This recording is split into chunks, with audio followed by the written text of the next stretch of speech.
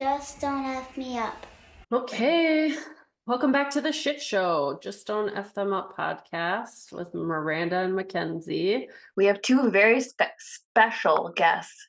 They're not the bags under my eyes. They are Dr. Nicole Baker, who's an LMFT and an RPT, that's a registered play therapist, and Sarah Cross, she's an LICSW.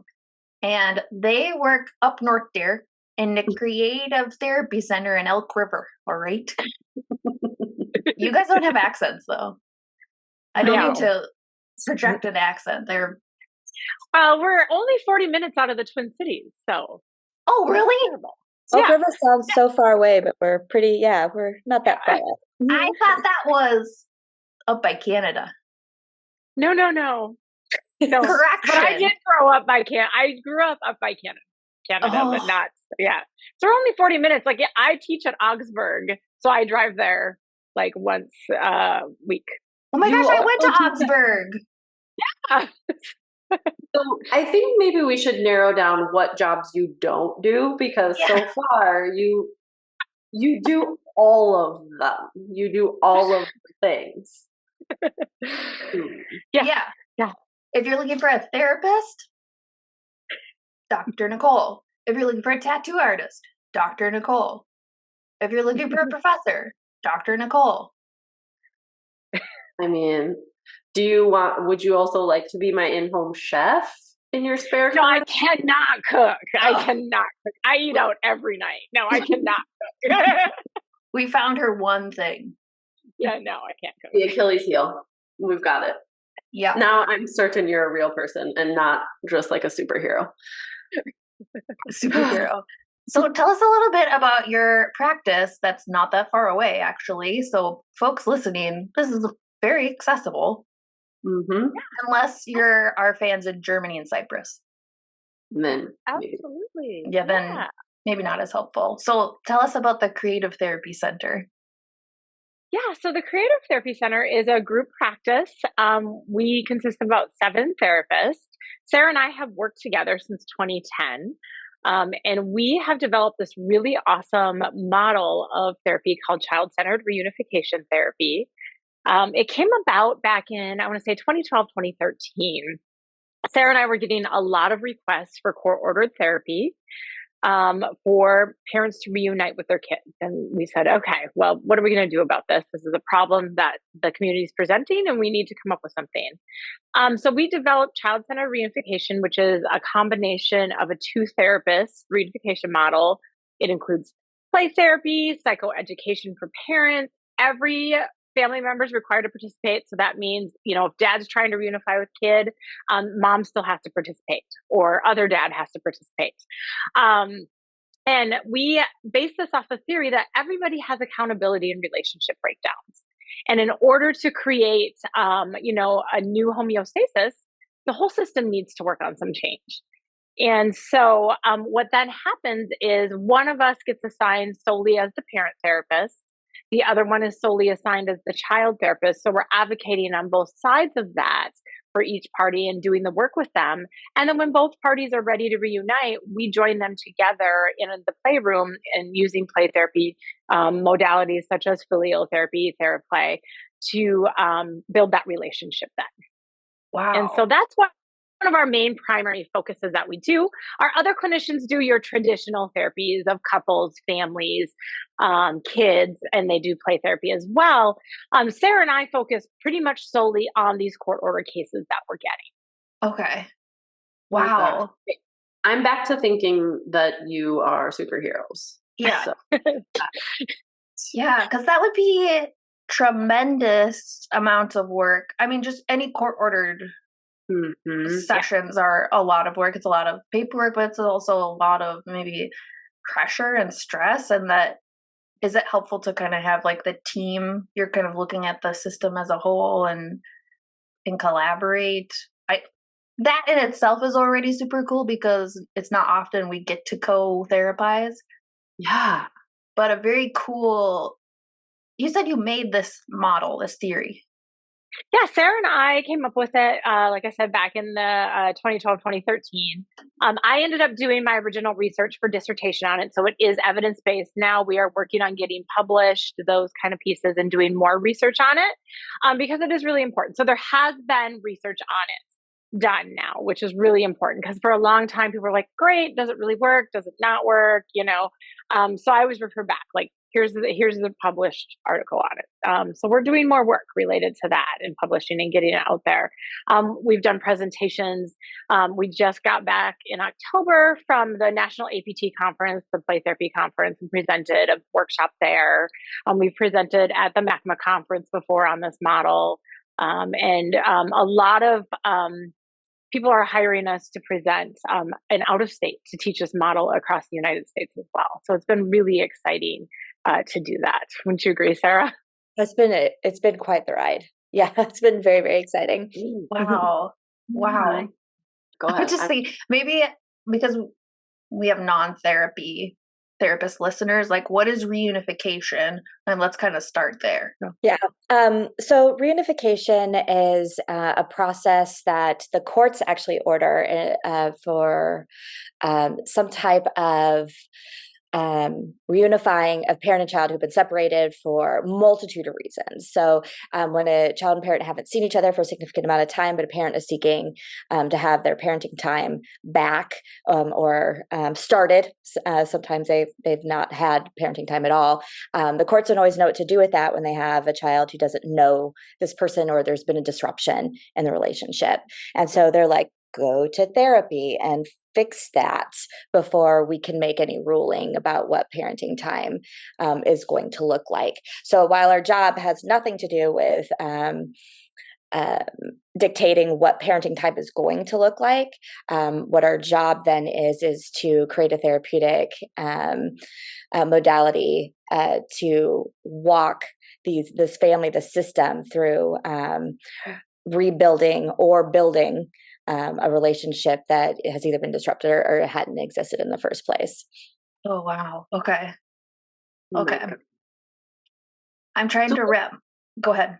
yeah, I was just going to say, like, probably similar to what you're thinking, Mackenzie. Like, I'm just getting my head around this. So where does one start with this? Someone sees the parent, someone sees the kid, they haven't seen each other, haven't been in each other's lives for whatever reason. Like, how do you even begin this whole thing? Well, there's definitely a process, a step-by-step process. Without processes, it's hard to do that. And we never want to throw people in a room and say, okay, let's hash this out. And so we start the way therapists start. We start with intakes, right? So everybody comes in for an intake at different moments. We hold however many intakes it takes. Sometimes our family systems get very, very large. Nicole and I always do adult intakes together, no matter who the parent therapist or child therapist is. That way, both therapists are getting the historical background at the same time, and from the horse's mouth, so to speak, so that each parent is saying their side, their story, and we both get to hear that. And then whoever the child therapist is will hold separate assessments then with the child. And from there, we develop the treatment plan. Where do we need to move? Where are the supports that need to be put in place? Who needs the support the most at the beginning versus somewhere in the middle? Typically the fallout, the breakdown is that I'll see the child and Nicole will see the adults. She's very, very good with them because they get complicated. It's there could be a lot of resentment and big feelings when we get to this stage, and so there's a lot of supporting some really big feelings in the beginning too. So yeah. Well, and I think a big piece of it is each parent comes in with their story, right? And I always remind them, I hold the space that this is your truth and the other parent's going to have their truth. And the truth is somewhere in the middle. And our job's not to figure out what the truth is, right? Like, this is in the past. So we're looking at moving forward. So I'm holding the space for your truth, but we are going to move forward with that being your truth, right? And so it's very interesting how we set up those treatment plans to work with each parent's individual truth. And ultimately, what ends up happening is the child's truth is what gets really taken. So in abuse cases that maybe one parent says, I didn't abuse the child, the other parent said they did, there's really nothing substantiated. The child says that they did. Sarah's going to do work on getting through some trauma work with that kiddo about working on that abuse history, right? So she's taking that child's truth and doing the work around it to then work on building that relationship with that parent again. Does that make sense? Yeah. I'm thinking even just like my husband and I are in couples therapy, and we constantly come up against like someone's version of the truth or their view, and it's more often than not, it's our own trauma lens, like how my trauma affected the situation and how I view it. And we're still married. I would imagine there are situations where maybe partners aren't together anymore, or there could be even some grief of like, this is not where we thought we were going to be parenting. Like those are really big emotions. Yeah.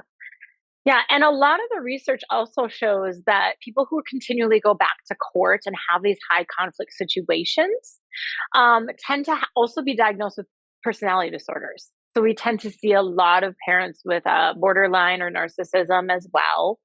And the research supports that and how we work with that. Now, typically when it comes to never married, sometimes we don't see that as often, or kids who just didn't ever meet the other parent, right? Typically it's a dad, the mom and dad just were never together, or it was a one night stand or something like that. So we don't tend to see that in those cases, but the cases where parents are continually drugged back into court, and we're looking at like 4 or 5 year long cases. Wow. Oh, yeah. Oh, Yeah. So we don't necessarily see them 4 or 5 years, but they've been in and out of court for 4 or 5 years. Now, we have seen cases on these, the very convoluted, intense cases have been up to 2 years. Because there's a lot of sorting things out. There's a lot of getting the releases of information, talking to people. That's the other piece is, while all of the HIPAA rules are still in place for this type of therapy, part of our requirement is everybody signs releases for everybody.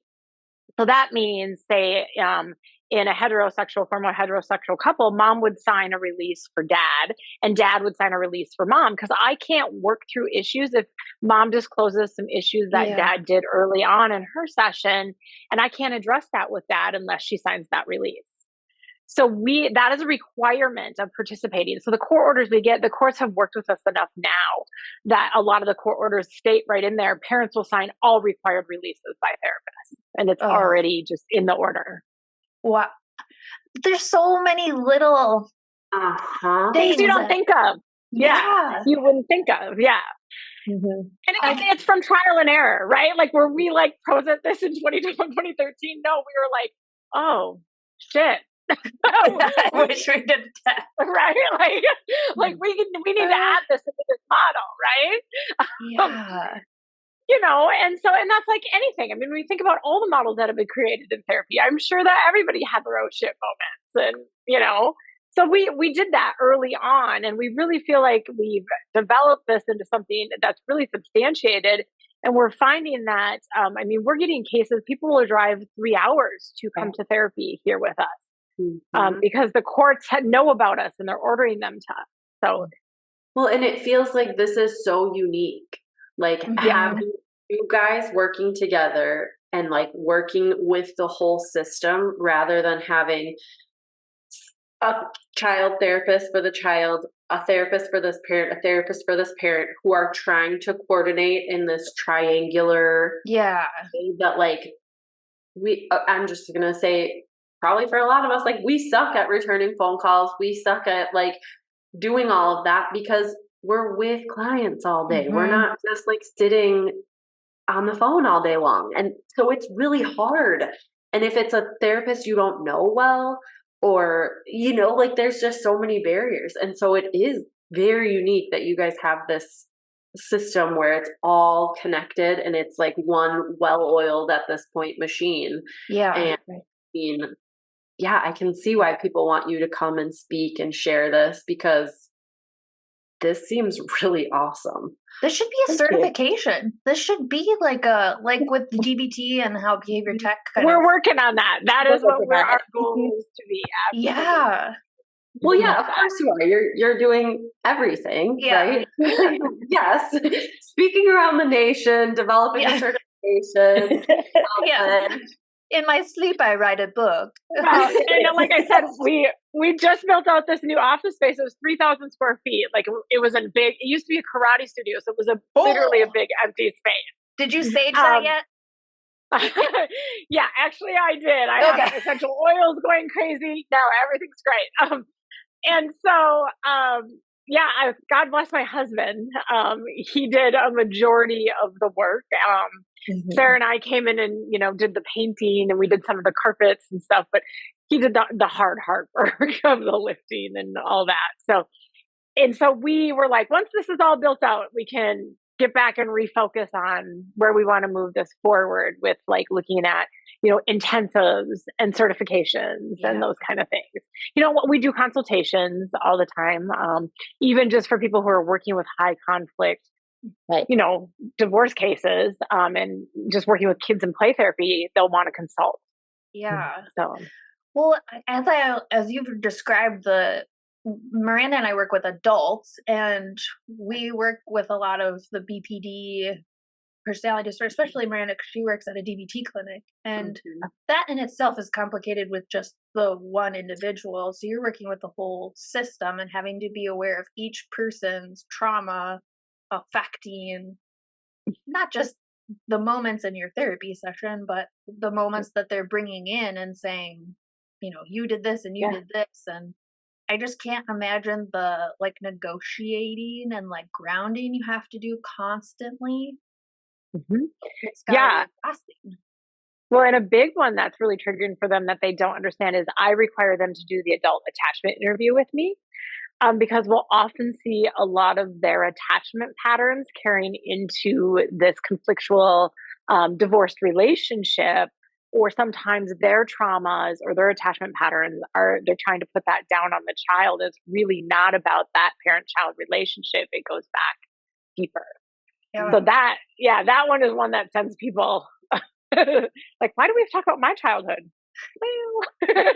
Well, can you talk about because there's different attachment styles? Could you briefly touch on kind of what the attachment styles you see? Well, I like any practice, we see the gamut, right? So by the time we're getting to this point, right, where the system is in chaos and it's constant court involvement, we don't often see a ton of securely attached folks, and that includes the kids, right?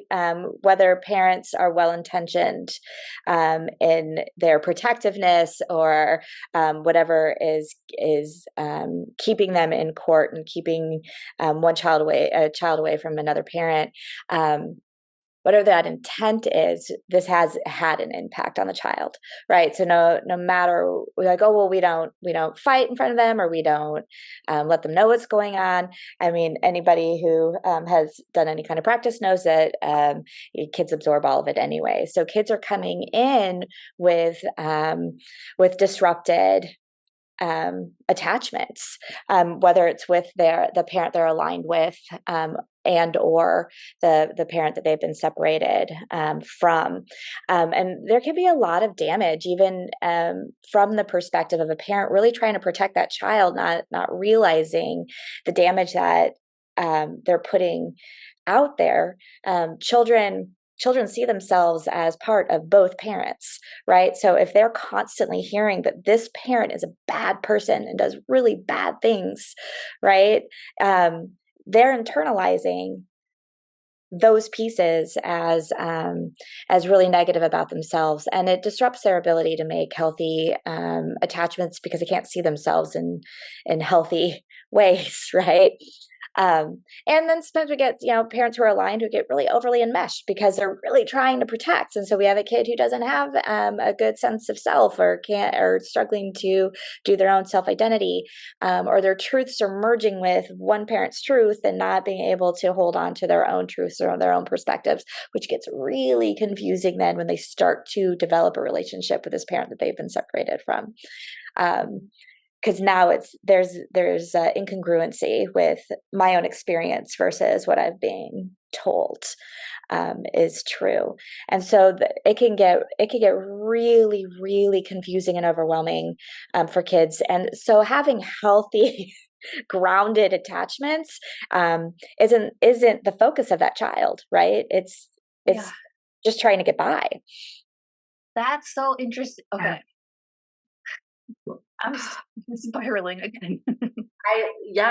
This is hard for me to comprehend, and I am a 36-year-old woman, and figuring out my attachment styles, what triggers me, and these kids are processing it, like, not probably in the words that we're using or the awareness that we have, but that is happening internally for them as they're engaging with the earth. Right. Mm-hmm. Yeah. And you can't really have that conversation with them. Like, let's sit down and talk about your attachment style. Right? Where is this coming from? And the other thing we'll notice is that when kids start having that experience with that parent they haven't seen for years, and that parent isn't what they thought or have been told or have heard, the amount of anger that comes then. So that's why all parties have to be participating, because I have to do some work with the aligned parent, because they're like, well, there's big behaviors and there's this and there's that. And we're like, okay, well, they're mad at me and they want to go live with mom now, and they haven't seen mom in 5 years. Why do they now want to go see mom and live with mom? Okay, well, let's talk about that. So that, that changes that dynamic as well. Oh, I didn't even think of that piece of it. Like, what the expectation versus reality is for that kid, and how, or kids, and how that just plays into, oh my God. Yeah, because they have this thought that this person, they're going to go into filial play therapy with this person they haven't seen for 2-3 years. They're going to be awful. They're not going to do anything they want. They're not going to listen. They're going to be, terrible people.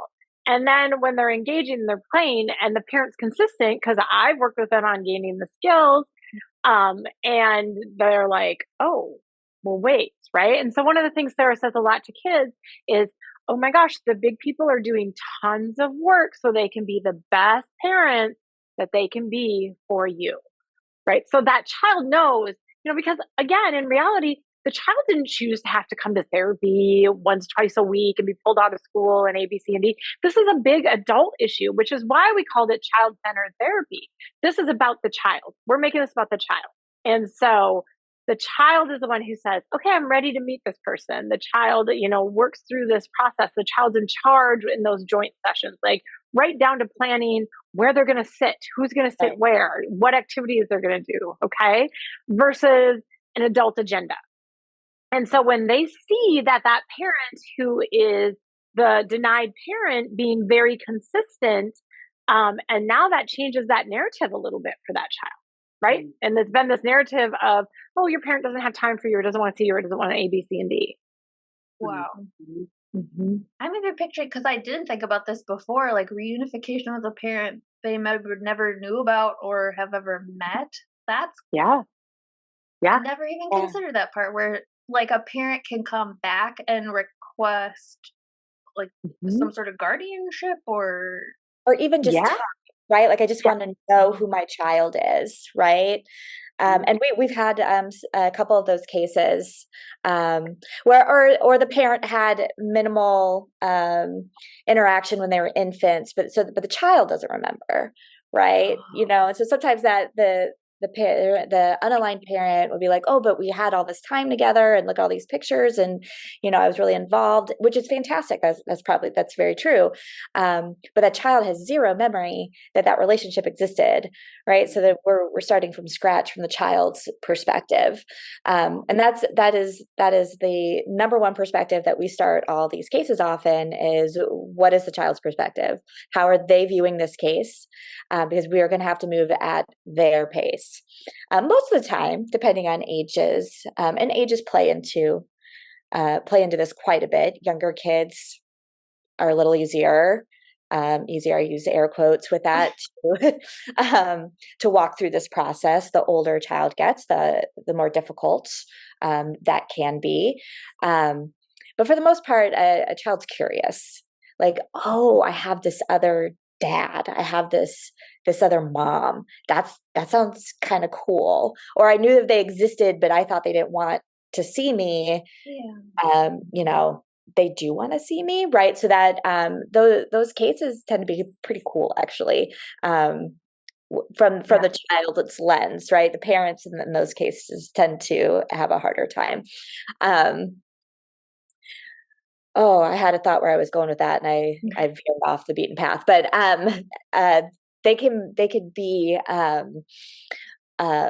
really rewarding cases, the ones where the child is like, oh, that's so neat. And a lot of the conversation then that we have, and this, I feel like actually I do this, whether this is this type of case or a different type of case, but the conversation that we're constantly having with kids is, how cool is it that all these grownups love you?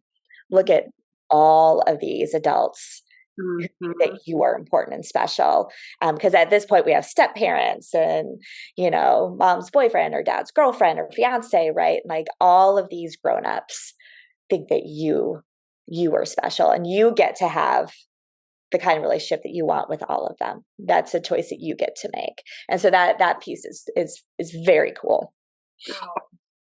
Yeah. So like, when it's court ordered, which it sounds like that's primarily what you guys are doing, like, is it a time frame? Like, you have to complete this much, or is it totally up to you guys, like, when they're done? Yeah, we typically decide. So the courts, honestly, we do not have many problems with the courts. They hand it over to us, and they're like, we'll do a review hearing in 90 days, write us a report, and they just let us go through our process. Wow. And we have a lot of relationships with a lot of attorneys, and a lot of them know the process. So then they'll advise.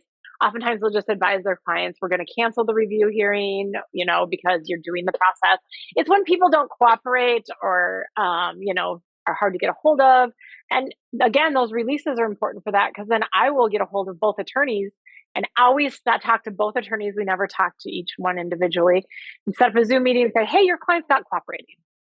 I need your client to participate, right? So everybody knows what's going on, to really avoid that triangulation in that. So, yeah. Yeah, that would process too. Yeah, absolutely. Which is why I got to give a shout out to our fabulous reunification coordinator.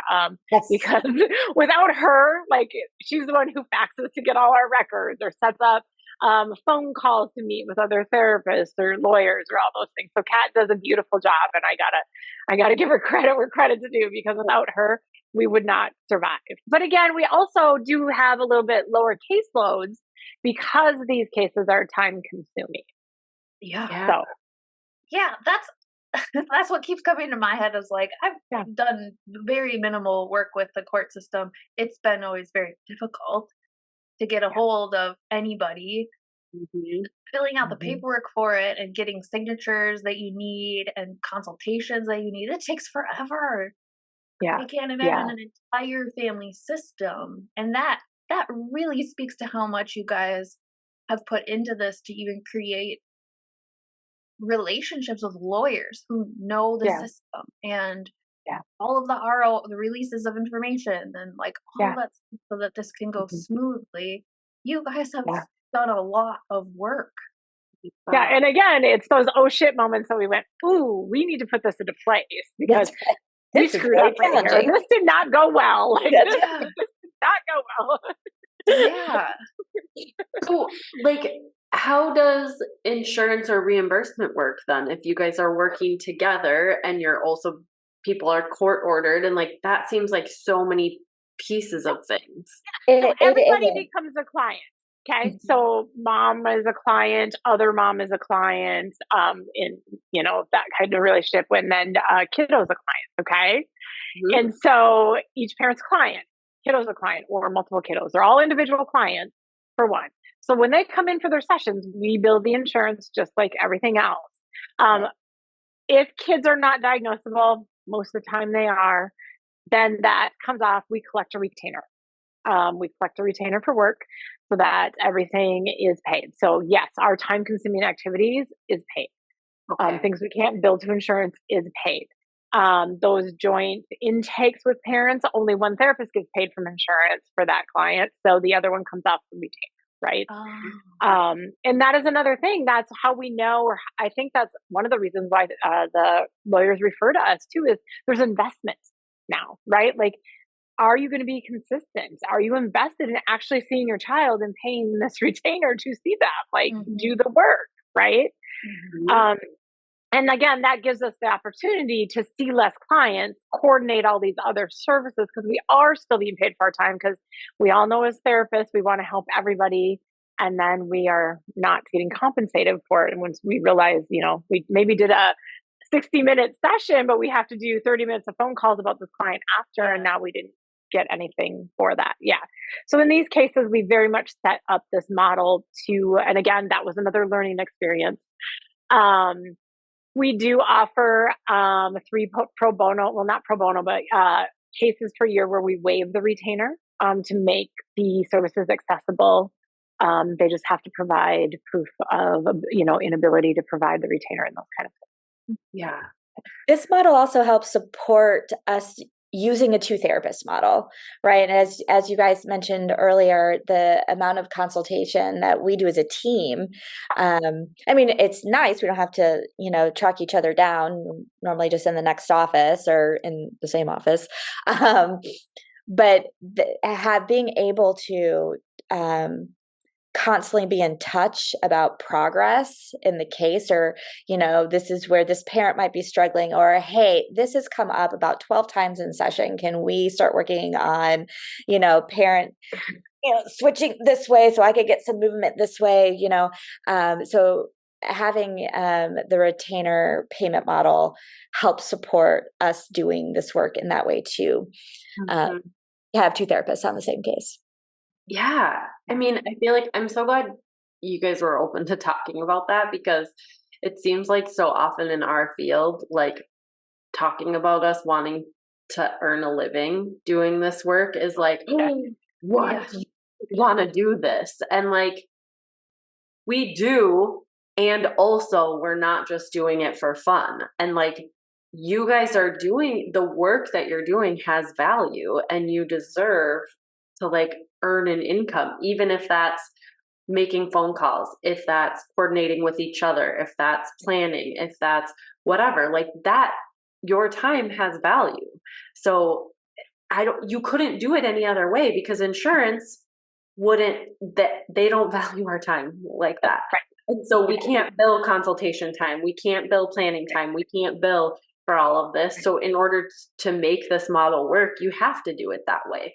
Yeah. Like, and the amount of reports we have to write, for court and those kind of things. Yeah, because when everybody's done with their assessments, we provide an assessment report. So they have a jumping off point and they know where we're starting. And then when we're all done, we provide a discharge report. So that kind of seals everything up for the court. Those are time consuming. I mean, Sarah writes a component, I write a component, and it's a minimum of an hour to an hour and a half for each of us to write our components, right? Wow. And then Kat gets it all organized and together. So, wow. Yeah. It's so much. Like, there's so many pieces to this. Yeah. There are, and like Nikki has said, Nicole said, most of this time it's all trial and error, right? We learned over time that we have to live, and we want to do this work, and so we're like, how do we do this? How do we get paid? Yeah, I don't know where that came in. Like, you only care if you make no money. But Right. Yeah. that's kind of the narrative, as we are the #1 most underpaid master's degree in the United States. So Mhm. we care, but we have to eat. So we have some extra costs now. Yeah. Mm. Yeah. Yeah. I'd like to wear clothing when I Yeah. perform and in order to do Get that. it. Right. So. Yeah. Yeah. Yeah. Exactly.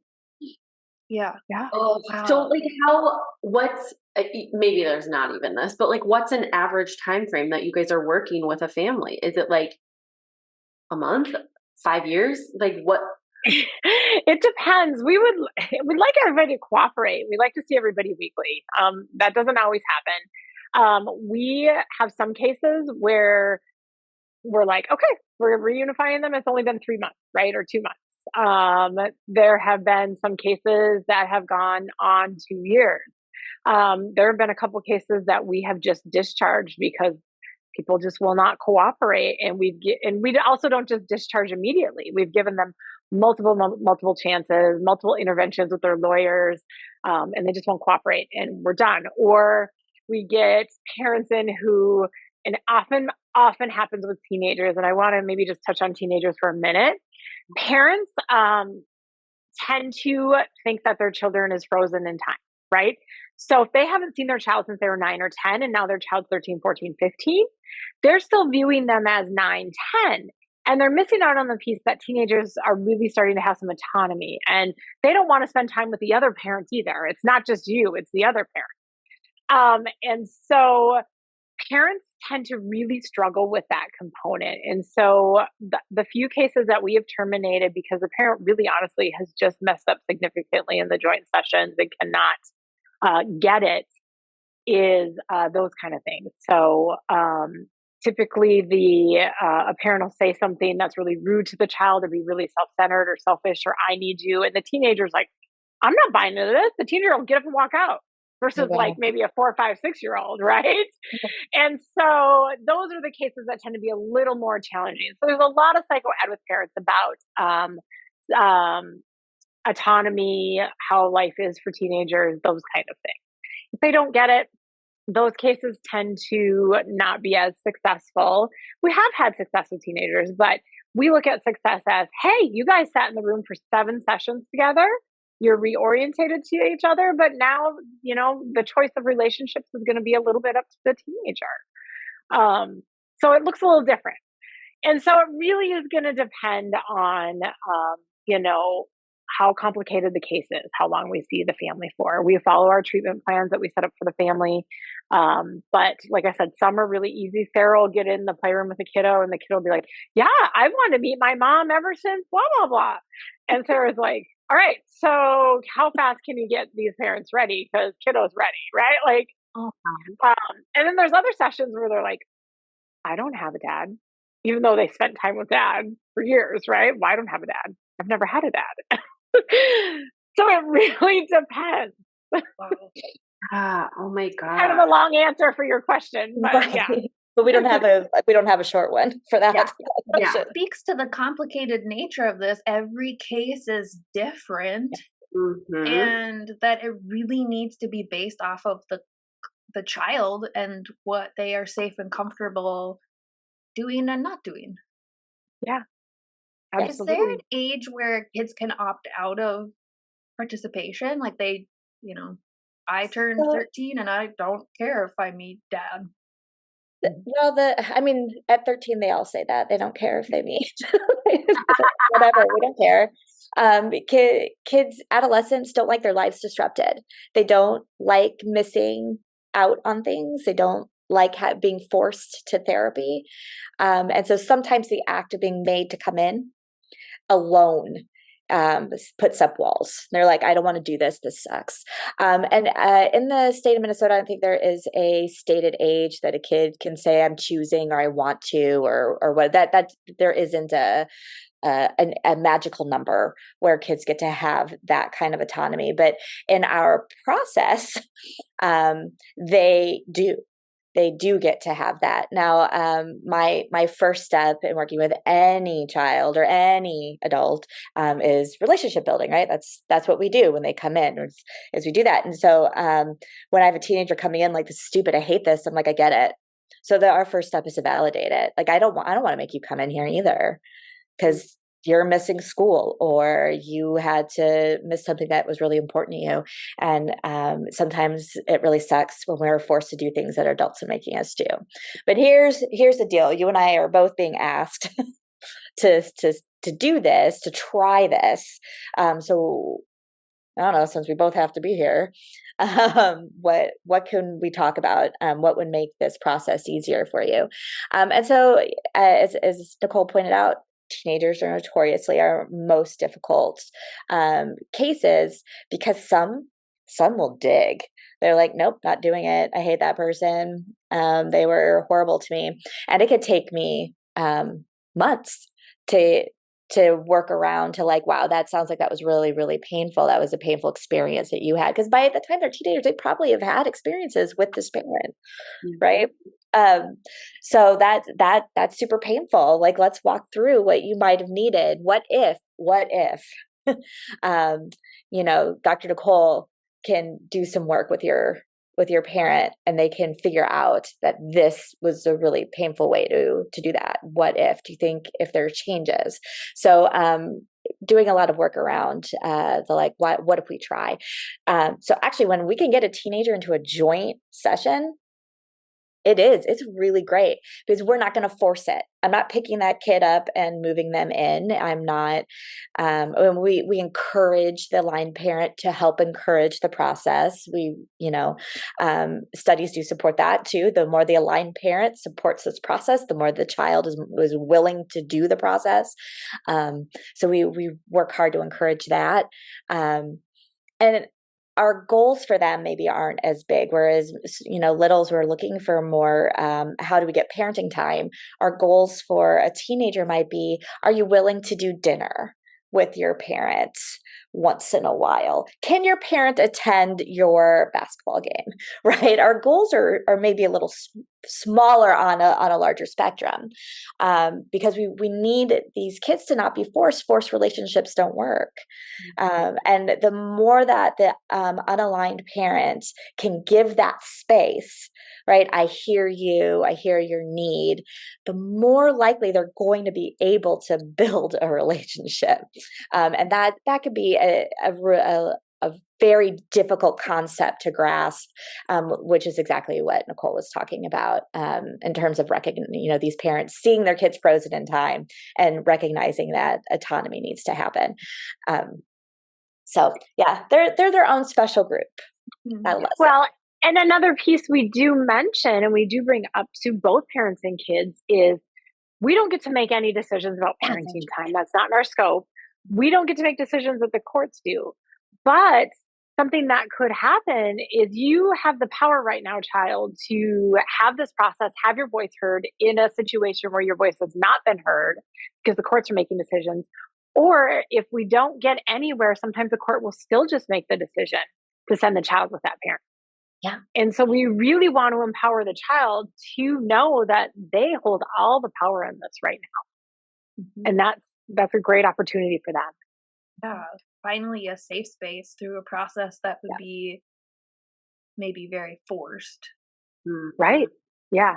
Because even if it's not successful and, say a teenage session doesn't go great, or sessions don't go great, we'll report that, right? And we'll give that back. That's the child's voice being heard. Like, this wasn't working. Versus if the child just refuses or terminates, the judge may say, well, doesn't matter. You're still going to go for parenting time, A, B, C, D, right? So it is beneficial for a kiddo to put some level of work into this process, because that's their voice. Yeah. Okay. How do you guys manage your stuff with this? Because I can imagine, like, especially Sarah working with the little kids, like, what if you're like, I don't actually feel like it would be helpful for you to be reunified with this person, or like your own stuff, like, I want to protect you. Like, this person is being an asshat and I don't want to have to subject you to them. Like, how do you guys deal with that with these kids, these parents, and these whole like situations? Oh, and I think that's the two therapist component. Don't you agree, Sarah? Like, Yeah. because I will view it through one lens, she will view it through another. And there's been many times where she'll look at me and say, okay, I get it, but A, B, C, and D child. And I'm like, you're right. Or I will say something on the other end about the parents, and Sarah will be like, okay, you're right. Okay. The other piece you have to remember is we are hired in this component to be the reunification therapist. So if there's individual therapy aspects that pop up, we typically require them to have individual therapists outside of here, right? So something else. So if something pops up, say where a kiddo starts playing out some like medical trauma or things like that, that's not where Sarah's focused at, right? So she will refer that out to another therapist to be the individual component, and then we'll consult, right? We'll cross consult, but we will definitely stay in our lane, so to speak. But you're right. From both Nicole and I, because we're therapists, we're human, right? We have had these bigger conversations. So that kind of stuff does pop up, and I think the important piece of this too, when looking at this, is as a team, like we have to function as a team. We're allowed to disagree with one another. We're allowed to see things from a different perspective, and we could come out like, I'm super frustrated because I really think that, this parent is an asshat, and, I don't want to continue to push this. And where, I have to trust my partner to hear those feelings out and say, yep, I could see that, because sometimes they are an asshat, and yet this is some progress and some movement, or vice versa. And so trusting each other throughout this process to even hold on to our own feelings, or make space for like, this was a really challenging session I just had, and I'm having some transference, or I'm feeling the same feelings of frustration. Let's consult about this, because I really think that this needs to happen this way. Those kinds of, it's really, really helpful that Nicole and I can trust each other with that. So we're not tiptoeing around it, where you might, when you're consulting with a therapist you haven't met before, like, I don't know where you stand, and I want to just kind of bring this up gently, where we could go into each other's offices and go, oh my God, I don't know what to do with this feeling, or I think this is really, really challenging. So the partnership makes us model it too. Yes. Yeah. I don't remember which one of you said it, but when you were like, we're not the individual therapist, it clicked for me in that moment. Like, duh, I'm looking at this as like, okay, I'm their individual therapist. Like, that's what I do, right? And then I get like, I feel protective of you in this situation, because you're reporting these things to me, and like that it's just human nature, right? But having that, like, the whole purpose of this is to bring all of these people together. And then you're right, the difference of an individual therapist talking to an individual therapist versus you guys being on this team, it would make 100% different, like the world of difference, because we don't have those conversations with other individual therapists that we don't know. Right. I'm going fine. I have concerns about this. Great. I have concerns about this. Okay. Yeah. And where it stops, right? And so this dynamic, I mean, I can so clearly see why it works. Because and I do think Sarah does get sometimes protective because of kids when she's the kid therapist, right? And that's a natural thing, absolutely, as a kid therapist. Just because she works with them more, and there are times I'm like, okay, well, we're treating the reunification, right? We're able to go through that and go, oh, yep, let's take that piece out, and then it comes down to, I got to consult with the individual therapist, or I got to give them a call, or that's the next step, right? Because I've been seeing this. And so it really does work. And there are times we have walked in and looked at each other and said, nope, we are not moving forward with this case. Absolutely not. Parent doesn't have it together. Child is not safe. That is our report back. It is not common, but it has happened. And we're also mandated reporters too. So, those pieces still come up. I still make child protection reports. Like, I still have to protect this child who is in my office, whatever my role is. against whichever adult is perpetrating some kind of harm. So yeah, I mean, it's hard to separate, like any kind of work that we do, right? It can be difficult to separate that feeling. It is about staying in our lane and in our role, which does, sometimes step out a little bit. So I maybe have more contact with individual child therapists because of that. Right. Because of the stuff that pops up. Or, the other piece of it is parents, whether intentionally or unintentionally, will try to triangulate therapists too. Right. So they're going to this individual therapist and they're so stressed out because this other parent is messing everything up and disrupting their whole lives. And now they're really anxious. And so we have this, this poor therapist over here who's like, oh, okay, well, let's, support this child. And obviously that other parent is kind of a monster. And so then, when I make that phone call and be like, hey, so this has actually been going super well. Oh. They're like, oh.